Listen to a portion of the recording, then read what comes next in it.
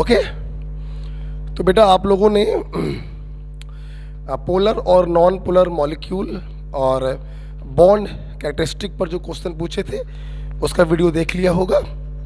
ये आपने एमओटी के ऊपर जो सीट थी, chemical bonding seat number 3, MOT के ऊपर ये कुछ क्वेश्चंस आपने पूछे थे, ये उसके डाउट वीडियोस में बताने जा रहा हूँ। सबसे पहला क्वेश्चन आपने पूछा था, in a homonuclear molecular which of following set of orbitals are degenerate. आपको मालूम है डिजेनरेट का मतलब होता है इक्वल एनर्जी, और इक्वल एनर्जी दो थे, पाई बॉन्डिंग मॉलिक्यूलर ऑर्बिटल और pi anti bonding molecular orbital. Pi bonding का मतलब पाई 2p y और पाई 2p z, ये आपस में थे। और पाई एंटी बॉन्डिंग का मतलब पाई स्टार 2p y और पाई स्टार 2p z, ये आपस में डिजेनरेट थे। याद रखिएगा, मैंने जब आपको क्लास में पढ़ाया था तो मैंने इंटर न्यूक्लियर एक्सिस ली थी, एक्स एक्सिस। ओके, याद होगा मैंने आपको कहा भी था क्लास में, एनसीईआरटी ने inter nuclear axis z axis ली है। अगर जेड एक्सिस लेंगे तो पाई 2p y रहेगा, पाई स्टार 2p y रहेगा, लेकिन यहाँ पर हो जाएगा पाई 2p x और यहाँ पर हो जाएगा पाई स्टार 2p x, क्योंकि जो pz वाला होगा फिर उससे सिग्मा बन जाएगा, सिग्मा 2pz और सिग्मा स्टार 2pz। ठीक है, तो मैंने आपसे कहा था इंटर न्यूक्लियर एक्सिस आप कुछ भी ले लीजिए, उससे फर्क नहीं पड़ता। आप हमेशा ऐसे याद रखा करो कि पाई बॉन्डिंग मॉलिक्यूलर ऑर्बिटल आपस में डिजेनरेट होते हैं और pi anti bonding molecular orbital आपस में डिजेनरेट होते हैं। तो very simple, this is the answer.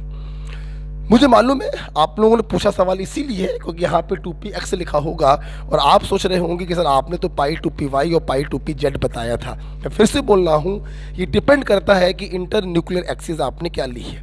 इसलिए आप क्या किया करिए, हमेशा ऐसे याद रखिए, पाई बॉन्डिंग वाले आपस में डिजेनरेट और पाई एंटी बॉन्डिंग वाले आपस में degenerate. So second is the right answer. Right, okay, clear हो गया बड़ा पॉइंट। चले क्वेश्चन नंबर 4 के बाद क्वेश्चन नंबर जो भी पूछा 5 वाला पूछा है आपने, which one of following does not exhibit paramagnetism. कौन पैरामैग्नेटिक नहीं है? वो पैरामैग्नेटिक नहीं होगा जिसके पास अनपेयर्ड इलेक्ट्रॉन ना हो।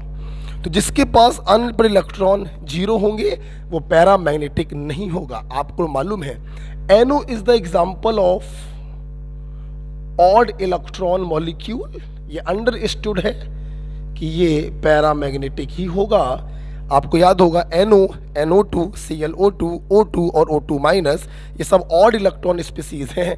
ये भी आपका ऑड इलेक्ट्रॉन स्पीसीज है, पैरामैग्नेटिक होगा। और ये भी आपका ऑड इलेक्ट्रॉन स्पीसीज है, पैरामैग्नेटिक होगा। तो जाहिर सी बात है आंसर 4th ही हुआ।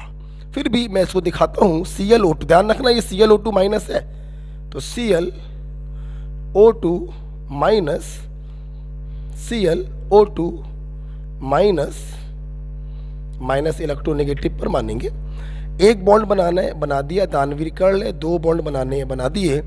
7 में से 3 चले गए, बचे 4 का मतलब है 2 लोन पेयर।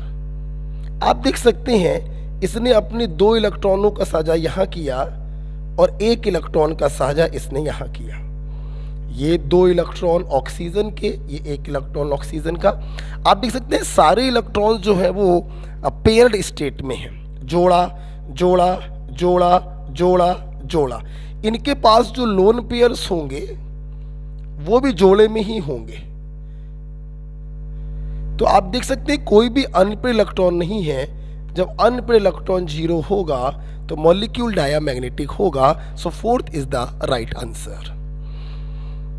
5वीं के बाद क्वेश्चन नंबर 6 आपने पूछा है। देखिए बेटा, बहुत ही सिंपल सी बात है, विच of following phenomena will occur when 2 atoms of same spin. देखिए बेटा, मैं आपको बताना चाहूंगा जब दो एटम के बीच में बॉन्ड बनता है तो एक इलेक्ट्रॉन इसका, एक इलेक्ट्रॉन इसका। आपको जान के खुशी होगी कि इन दोनों इलेक्ट्रॉनों की जो स्पिन होती हैं वो अपोजिट होती हैं according to Pauli exclusion principle. तो अगर सेम स्पिन के होंगे तो बॉन्ड का फॉर्मेशन नहीं होगा, ओवरलैपिंग फिर हम मानेंगे कि नहीं होगी, इसलिए bonding will not occur, orbital overlapping will not occur. So third आप आंसर लगाइए, both 1 and 2। Okay, question number 6 के बाद क्वेश्चन नंबर 7, ध्यान रखिएगा। बॉन्ड बनाने में जो दो इलेक्ट्रॉन होते हैं दोनों अपोजिट स्पिन में होते हैं। Bond pair are always in opposite spin. अब कभी भी मेरा कोई भी वीडियो कोई भी देखिएगा, जब भी मैं इलेक्ट्रॉन दिखाता हूं तो एक ऊपर करके दिखाता हूं, एक नीचे करके दिखाता हूं, अपोजिट स्पिन होनी चाहिए। Mark the incorrect statement. हमें इनकरेक्ट ढूंढना है। इनकरेक्ट का मतलब कौन फॉल्स है। The bond order in the species decreases in the order. आप देखिए 8 दूनी 16 इलेक्ट्रॉन, बॉन्ड ऑर्डर 2 होगा। 8 दूनी 16, 16 में से 1 चला गया, 15 इलेक्ट्रॉन, बॉन्ड ऑर्डर 2.5 होगा। 8 दूनी 16 और 1 17, बॉन्ड ऑर्डर 1.5 होगा। तो सबसे ज्यादा उससे कम, ये वाला सही हो गया। The bond energy in a diatomic molecule always increases with when an electron is lost। गलत। इनका कहना है कि जब भी हम इलेक्ट्रॉन को लूज करते हैं बॉन्ड एनर्जी हमेशा बढ़ती है। मतलब इनका कहना है कि जब भी हम इलेक्ट्रॉन को लूज करते हैं बॉन्ड ऑर्डर हमेशा बढ़ता है। बिल्कुल गलत बात है। बॉन्ड ऑर्डर बढ़ भी सकता है, बॉन्ड ऑर्डर घट भी सकता है, बॉन्ड एनर्जी बढ़ भी सकती है, बॉन्ड एनर्जी घट भी सकती है। बहुत ही एग्जाम्पल है इसके, आप जरा देखिए। जैसे O2 को ले लिया, 8 दूनी 16 इलेक्ट्रॉन है। अगर इसने 1 इलेक्ट्रॉन लूज किया तो O2 प्लस में बदल गया, 15 इलेक्ट्रॉन। यहां पर देखिए इसका बॉन्ड ऑर्डर कितना होता है 2, और यहां पर देखिए इसका बॉन्ड ऑर्डर कितना है 2.5। तो यहां पर तो बॉन्ड ऑर्डर बढ़ गया। अच्छा भाई, अब जरा यहां पर देखिए, एक एग्जांपल और दिखाते हैं आपको समझ जाओगे। अब मान लो N2 ले लो, इसने 1 इलेक्ट्रॉन लूज किया, N2 प्लस में बदल गया, 14 इलेक्ट्रॉन है, बॉन्ड ऑर्डर क्या होगा 3, ट्रिक आपको मालूम होगी। और यहां पे कितने हैं 13 इलेक्ट्रॉन है, बॉन्ड ऑर्डर कितना होगा 2.5। तो यहां पे देखिए बॉन्ड ऑर्डर बढ़ रहा है, यहां पे देखिए बॉन्ड ऑर्डर घट रहा है। तो जब इलेक्ट्रॉन लूज होता है तो बॉन्ड ऑर्डर बढ़ भी सकता है, घट भी सकता है। अगर बॉन्ड ऑर्डर बढ़ा तो बॉन्ड एनर्जी भी बढ़ेगी, और बॉन्ड ऑर्डर घटा तो बॉन्ड एनर्जी भी घटेगी। इसलिए सेकंड वाला स्टेटमेंट आपका गलत है। तो यही आपका राइट आंसर होगा, क्योंकि हमें फॉल्स वाले को सर्च करना है। Electrons in anti bonding molecular orbital contribute to repulsion. बिल्कुल सही बात है, एंटी बॉन्डिंग से रिपल्सन लगता है, तभी तो बॉन्ड फॉर्मेशन नहीं हो पाता है। ये सही है। With increase in bond order, bond length decreases and bond strength increases। बिल्कुल सही बात है। जिसका बॉन्ड ऑर्डर होगा ज़्यादा उसकी बॉन्ड स्ट्रेंथ होगी ज़्यादा, जिसका बॉन्ड ऑर्डर होगा ज़्यादा उसकी बॉन्ड लेंथ होगी कम। ये वाला स्टेटमेंट बिल्कुल सही है। तो गलत कौन सा है, सेकंड वाला। राइट आंसर क्या होगा, सेकंड।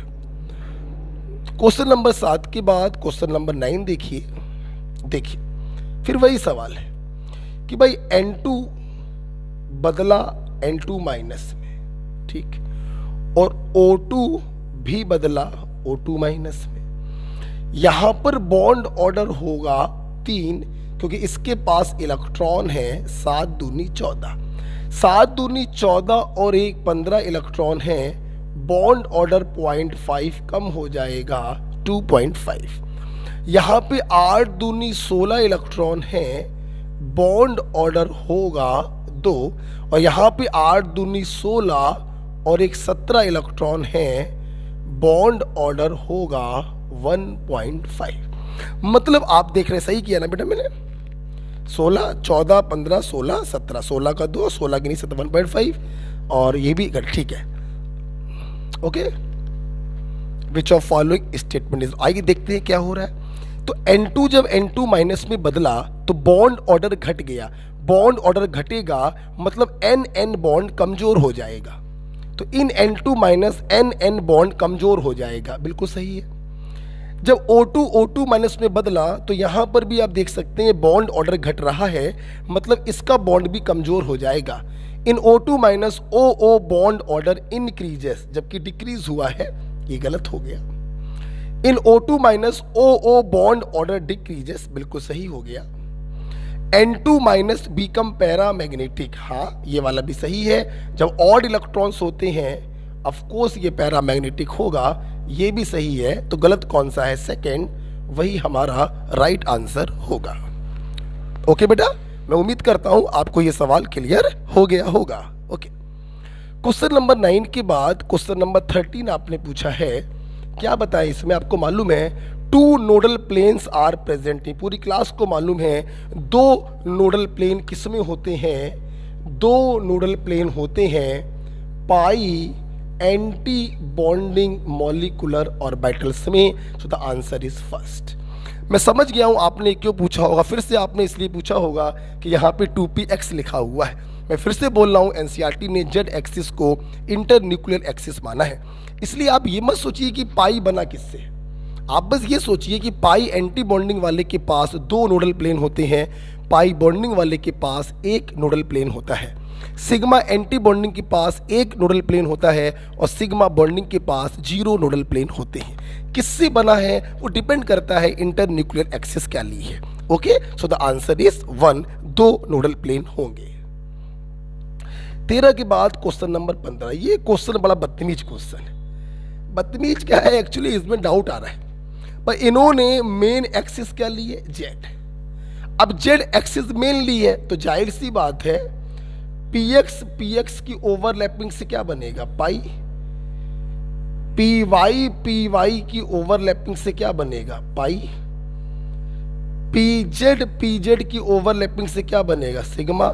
लेकिन अगर एक का px लें और दूसरे का py लें तो 0 ओवरलैपिंग होगी, कोई बॉन्ड नहीं बनेगा। मेरे किसी भी बच्चे को इसमें कोई संदेह नहीं। Main axis is Z, the orbital px and py overlap to form. ये सेंटेंस थोड़ा गड़बड़ कर रहा है। बच्चे यहाँ पे ये समझ नहीं पा रहे हैं कि px और py की ओवरलैपिंग पूछ रहे हैं, या इनका कहना ये है कि px क्या बनाएगा और py क्या बनाएगा। तो यहाँ पे सेंटेंस प्रॉब्लम है। तो मेरा मानना है कि भाई ये यही पूछ रहे होंगे कि भाई जेड एक्सिस इंटरन्यूक्लियर है, तो बताओ px और py से क्या बनेगा?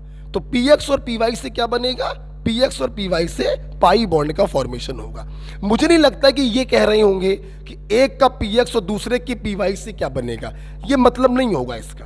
अगर ये मतलब होता तो 0, नो बॉन्ड विल फॉर्म। मेरा कहना है ये पूछना चाहते हैं कि जेड एक्सिस इंटरन्यूक्लियर है, तो बताओ px और py से क्या बनेगा? तो ऑफकोर्स px और py से पाई बनेगा, इसलिए मैं इसका आंसर फर्स्ट दे दे रहा हूं। ओके बेटा, अच्छा बेटा डाउट बता रहे हैं, अभी हम डाउट बता रहे हैं, फ्री होके कॉल करेंगे, ठीक है? चलिए बेटा आगे बढ़ते हैं। क्वेश्चन नंबर 15 के बाद क्वेश्चन नंबर 21 क्लास में कराया हुआ सवाल है ये वाला, है ना? देखो बेटा, the correct order of bond length आपसे पूछा है। देखिए H2O2 दिया है, O2 दिया है और ओजोन दिया है।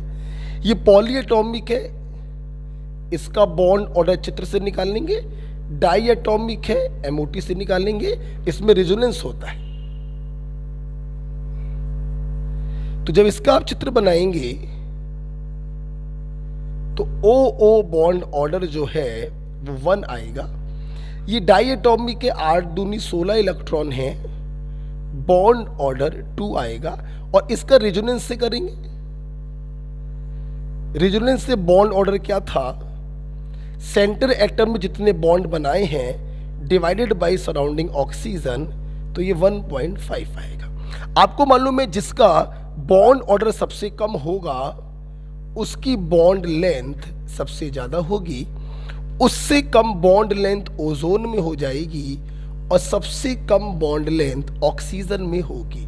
This is the order of bond length. इन्होंने बॉन्ड लेंथ ही आपसे पूछी है, तो सबसे ज़्यादा H2O2 में होगी, फिर ओजोन में होगी, फिर O2 में होगी। So third is the right answer. Okay बेटा, मैंने क्लास में कराया सवाल, डायटोमिक हो तो MOT से देख लिया करो, ऑक्सो एनायन हो तो रेजोनेंस से देख लिया करो, इसके अलावा कुछ भी हो तो चित्र बनाएंगे और दो एटम के बीच में बॉन्ड को काउंट करेंगे। ठीक है, क्वेश्चन नंबर 22 देख सकते हैं, अच्छा सवाल है। देखिए, among the species which has longest carbon oxygen bond, longest वो होगा जिसका कार्बन ऑक्सीजन बॉन्ड ऑर्डर सबसे कम होगा, तो उसकी कार्बन ऑक्सीजन बॉन्ड लेंथ सबसे ज्यादा होगी। अब देखते हैं बेटा, CO2 में चित्र बनेगा,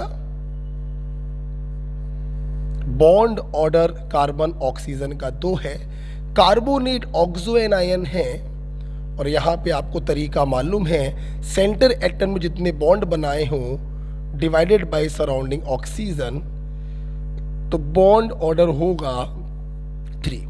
अब आप लोग कंफ्यूज होंगे एसीटेट और फॉर्मेल्डिहाइड में, थोड़ा ऑर्गेनिक का पार्ट इसमें आ गया है।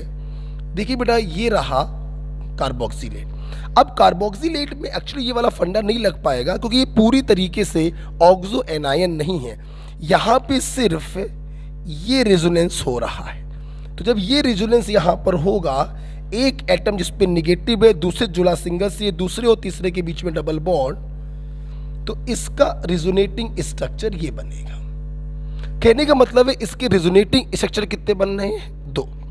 अब मैं आपको बताना चाहूंगा कि रिजोनेटिंग आयन में मैंने आपको ट्रिक बताई थी, सेंटर एटम में जितने बॉन्ड बनाए हों डिवाइडेड बाय रिजोनेटिंग स्ट्रक्चर, बोले तो नंबर ऑफ सराउंडिंग ऑक्सीजन। देखना बेटा, एक्चुअली में ये जो ट्रिक होती है ना कि बॉन्ड ऑर्डर बराबर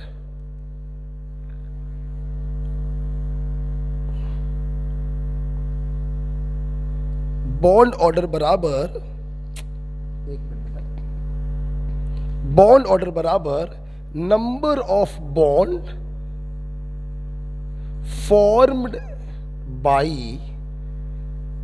centre atom upon number of resonating structure. सुनना बेटा, एक्चुअली ये जो ऊपर आप लिखते हैं ना कि सेंटर एटम में जितने बॉन्ड बनाए हैं वो ऊपर लिख दो, वो ऑक्सो एनायनों में वैलिड हो जाता है। सच्चाई ये बेटा कि ऊपर ये जो चीज आप लिखते हैं ना, इसका सही मतलब होता है कि कोई 2 एटम पकड़ लो और उनके बीच में जितने बॉन्ड हो इन ऑल रिजोनेटिंग स्ट्रक्चर। जो ऊपर आपने चीज लिखी है कि सेंटर एटम में जितने बॉन्ड बनाए हो वो ऊपर लिख दो और रिजोनेटिंग स्ट्रक्चर से डिवाइड कर दो। तो ऊपर ये जो चीज आपने लिखी है ट्रिक है। वास्तविकता क्या होती है? वास्तविकता ये होती है कि उस मॉलिक्यूल के जितने रिजोनेटिंग स्ट्रक्चर बने हो, किन्हीं 2 एटम को पकड़ लो और सभी स्ट्रक्चर में उन 2 एटम के बीच में जितने बॉन्ड हो उनको काउंट करके हम लोग यहां पर लिखते हैं। हम लोग लेकिन ये ट्रिक बना देते हैं क्योंकि वो लेंथी पड़ता है, उसमें सारे रिजोनेटिंग स्ट्रक्चर आपको बनाने पड़ेंगे, फिर 2 एटम के बीच के बॉन्डों को काउंट करना पड़ेगा सारे स्ट्रक्चरों में, तो वो लेंथी पड़ जाता है, तो हम लोग ट्रिक बता देते हैं। लेकिन यहां पर वही काम करना पड़ेगा। क्यों? तो मान लो इन 2 को पकड़ लिया, तो इस स्ट्रक्चर में 2 बॉन्ड है और इस स्ट्रक्चर में 1 बॉन्ड है, तो बॉन्ड ऊपर कितने रखोगे? 3।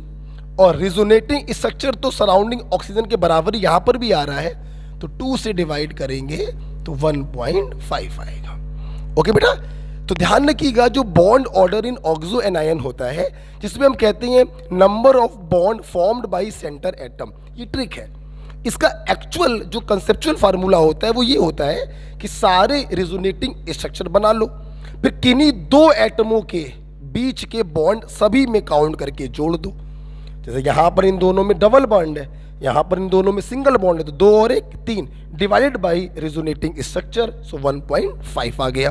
ठीक है, अब क्या बचा? फॉर्मेल्डिहाइड बचा। इसमें तो कोई प्रॉब्लम ही नहीं है, इसमें कार्बन ऑक्सीजन बॉन्ड डबल है, तो इसका बॉन्ड ऑर्डर क्या होगा? 2। तो आपसे पूछा गया लॉन्गेस्ट, लॉन्गेस्ट का मतलब बॉन्ड ऑर्डर सबसे कम हो। यहां 2 आया, 1.5 2 1.3 थी, तो यहां पर बॉन्ड ऑर्डर सबसे कम है, इसलिए यहां पर बॉन्ड लेंथ सबसे ज्यादा होगी। ओके बेटा, so this is about the question number 22। Next 24 वाला क्वेश्चन देख लेते हैं। फॉर डाइटो, ठीक है, which of these present the correct order of their increasing bond order. Increasing bond order पूछा गया है, कुछ भी करने की जरूरत नहीं थी, एक चीज को देख के हम कर सकते थे कि इसमें एक आयन है C2-2, तो इसके पास इलेक्ट्रॉन है 6 दूनी 12 और 2 14, और जिसके पास 14 इलेक्ट्रॉन होते हैं उसका बॉन्ड ऑर्डर 3 होता है, जो कि मैक्सिमम है। तो गारंटी है बेटा कि C2-2 सबसे आगे होना चाहिए। देखिए इसमें है, कुछ भी करने की जरूरत ही नहीं थी, ये कंपटीशन है मेरे भाई, जरूरत नहीं है कि क्वेश्चन को पूरा सॉल्व किया जाए। चूंकि मैं एक्सप्लेन कर रहा हूं, मैं सारे बता देता हूं। तो C2-2 14 इलेक्ट्रॉन, बॉन्ड ऑर्डर होगा 3। 7 और 8 15 इलेक्ट्रॉन, बॉन्ड ऑर्डर होगा 2.5। 8 दूनी 16 और 1 17 इलेक्ट्रॉन, बॉन्ड ऑर्डर होगा 1.5। बेटा बोलो कितना होगा? 1.5। He2+ 2 दूनी 4, 4 में 1 गया 3। यहाँ पे हमारे पास ट्रिक नहीं है, तो यहाँ पर आप फार्मूले से निकालेंगे sigma 1s sigma star 1s, 2 और 1 3, बॉन्ड ऑर्डर बराबर bonding electron minus anti bonding electron by 2, तो यहाँ पर आएगा 0.5। तो आप देख सकते हैं C2-2 का सबसे ज़्यादा आया, NO का उससे कम, O2- का उससे कम, और He2+ का सबसे कम। तो 4th is the right answer. Aldous ये पूरा सवाल करने की जरूरत नहीं थी। C2-2 में 14 इलेक्ट्रॉन है, बॉन्ड ऑर्डर 3 होगा, और 3 से ज़्यादा बॉन्ड ऑर्डर पॉसिबल नहीं है, तो सबसे आगे होना चाहिए C2-2 को, जो सिर्फ एक ही ऑप्शन में है, 4th ऑप्शन में। तो ध्यान रखिए, दिमाग भी लगाना चाहिए, क्वेश्चन कैसे जल्दी निकल जाए बिना सॉल्व किए, ये भी सोचना चाहिए। ये भी एक कला होती है बेटा कंप्लीशन में। 25 देखिए, ये क्वेश्चन अच्छा सवाल है।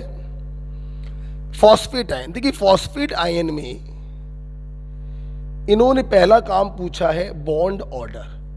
तो बॉन्ड ऑर्डर बराबर total bonds formed by centre atom divided by number of resonating structure. तो इसका स्ट्रक्चर आप बना लीजिए, उम्मीद करते हैं सबको मालूम ही होगा,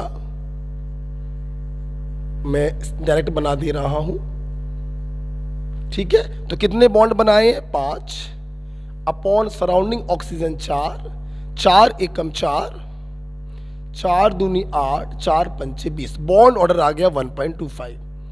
अब उन्होंने पूछा है the formal charge on each oxygen atom. Actually इन्होंने प्रत्येक ऑक्सीजन पर फॉर्मल चार्ज पूछा है, तो 4 ऑक्सीजन है, तो फॉर्मल चार्ज की 4 वैल्यू दी जानी चाहिए, लेकिन इन्होंने 4 वैल्यू तो दी नहीं गई, इन्होंने तो एक ही वैल्यू दी है। इसका मतलब क्या है, भले इन्होंने मेंशन ना किया हो, ये आपका दिमाग है। एक्चुअली ये आपसे पूछ रहे हैं एवरेज फॉर्मल चार्ज। अगर ये प्रत्येक ऑक्सीजन एटम पे फॉर्मल चार्ज पूछते, तो 4 ऑक्सीजन एटम हैं, तो चारों पर आपको फॉर्मल चार्ज निकालना पड़ता with the help of formula valence electron minus lone pair of electron plus half bond pair of electron. लेकिन इन्होंने फॉर्मल चार्ज की एक ही वैल्यू दी गई है, तो आप कुछ मत करिए, आप क्या करिए, आप सिंपल यहां पर एवरेज फॉर्मल चार्ज निकाल दीजिए। और एवरेज फॉर्मल चार्ज निकालना बहुत ही आसान होता है। किसके ऊपर इन्होंने एवरेज फॉर्मल चार्ज पूछा है? ऑक्सीजन के ऊपर। तो जितने ऑक्सीजन है उन पर टोटल चार्ज कितना है? -3 divided by total oxygen charge. तो एवरेज फॉर्मल चार्ज आ गया माइनस का 0.75। ओके, तो 0.75 माइनस का आया और 1.25 बॉन्ड ऑर्डर आया है। सो द आंसर इज 3। अगर ये चारों ऑक्सीजनों पे अलग अलग फॉर्मल चार्ज निकालते तो हम लोग को फार्मूले का इस्तेमाल करना पड़ता। एवरेज फॉर्मल चार्ज कभी भी निकालना हो तो जिस एटम के एवरेज फॉर्मल चार्ज निकालने हो उस पर उपस्थित टोटल चार्ज को एक बार में लिख दो, डिवाइडेड बाई उसके जैसे जितने एटम हैं उससे डिवाइड कर दो।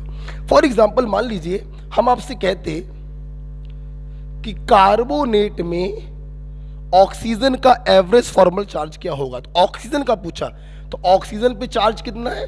-2 डिवाइडेड बाई कितने ऑक्सीजन है? 3। ये इसका आ जाता एवरेज फॉर्मल चार्ज। ओके, तो आंसर क्या होगा? सेकंड आंसर होगा। 25 के बाद 28 पूछा है, पता नहीं क्यों पूछा है भैया। हो सकता है आपको पर क्लोरेट आयन ना मालूम हो, लेकिन मैंने कभी ना कभी आपको बताया है दिस इज पर क्लोरेट आयन। ऑक्सो एनायन है, बॉन्ड ऑर्डर पूछा है, तरीका आपको मालूम ही है। सेंटर एटम में जितने बॉन्ड बनाए हों डिवाइडेड बाय सराउंडिंग ऑक्सीजन या रिजोनेटिंग स्ट्रक्चर, 4 एकम 4, 3, 4 सत्ते 28, 4 पंचे 20, 1.75, third is the right answer. Okay, 28 के बाद 30 आपको बताने जा रहे हैं।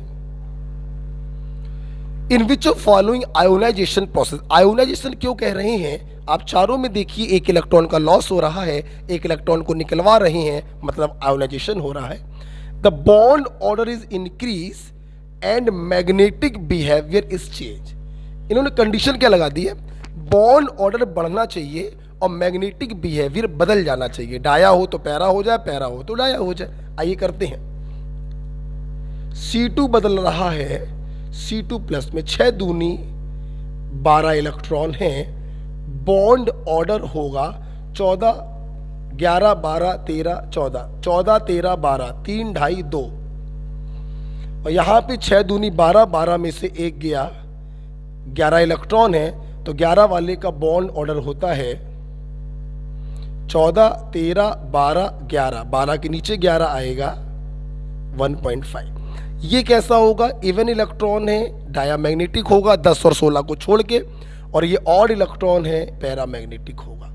मैग्नेटिक बिहेवियर तो चेंज हो रहा है लेकिन बॉन्ड ऑर्डर बढ़ने के बजाय घट रहा है, इसलिए ये वाला आंसर नहीं होगा। आगे चलते हैं। NO बदल रहा है NO प्लस में, 7 और 8 15 इलेक्ट्रॉन हैं, बॉन्ड ऑर्डर होगा, ट्रिक आपको याद है 2.5, नेचर होगा पैरा क्योंकि ऑड नंबर में है। 7 और 8 15 में से एक गया, 14 इलेक्ट्रॉन है, बॉन्ड ऑर्डर होगा 3 और नेचर होगा डायामैग्नेटिक।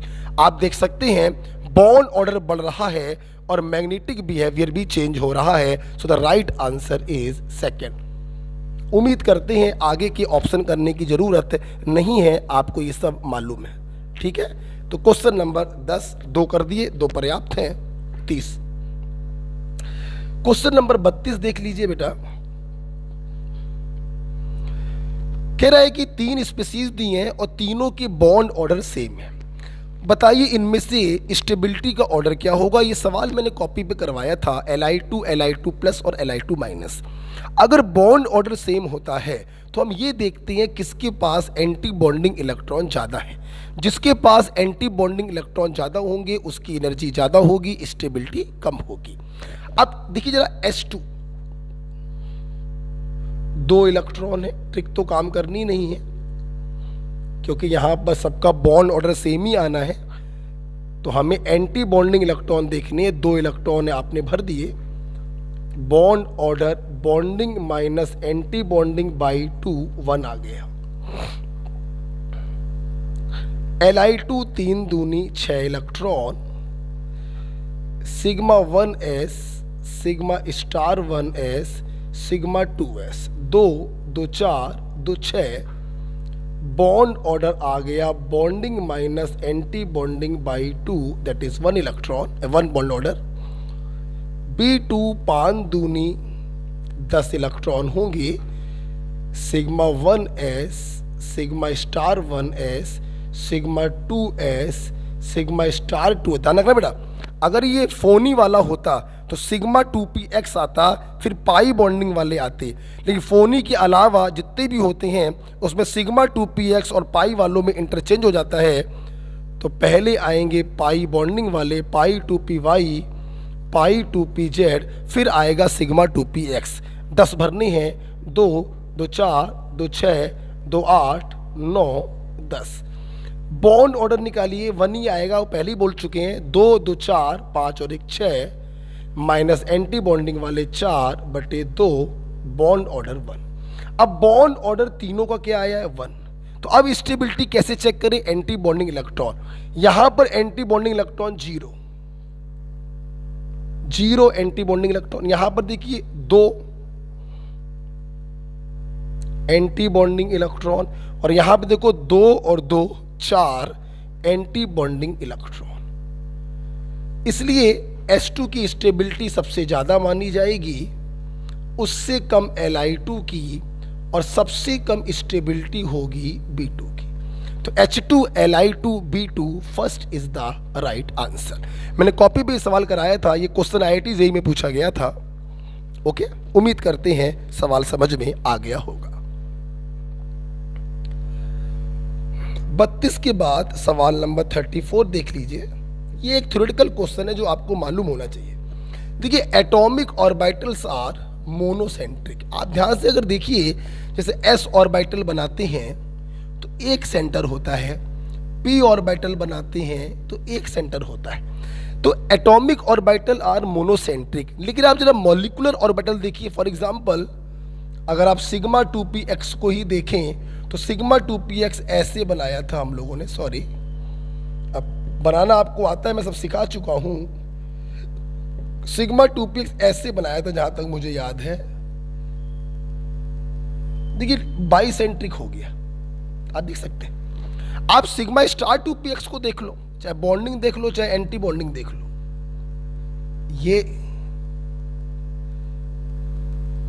ये भी देखिए कैसा था, बाइसेंट्रिक था। तो इसका मतलब क्या होता है? Atomic orbital are monocentric, molecular orbital are polycentric. इसका मतलब ये होता है कि एटॉमिक ऑर्बिटल जो होते हैं वो एक न्यूक्लियस के इन्फ्लुएंस में होते हैं, और जो मॉलिक्यूलर ऑर्बिटल होते हैं वो एक से ज़्यादा न्यूक्लियस, क्योंकि मॉलिक्यूल के अंदर एक से ज़्यादा एटम होंगे तो एक से ज़्यादा न्यूक्लियस होंगे। तो मॉलिक्यूलर ऑर्बिटल जो होते हैं वो एक से ज़्यादा न्यूक्लियस के इन्फ्लुएंस में होते हैं, और एटॉमिक ऑर्बिटल जो होते हैं वो एक न्यूक्लियस के इन्फ्लुएंस में होते हैं।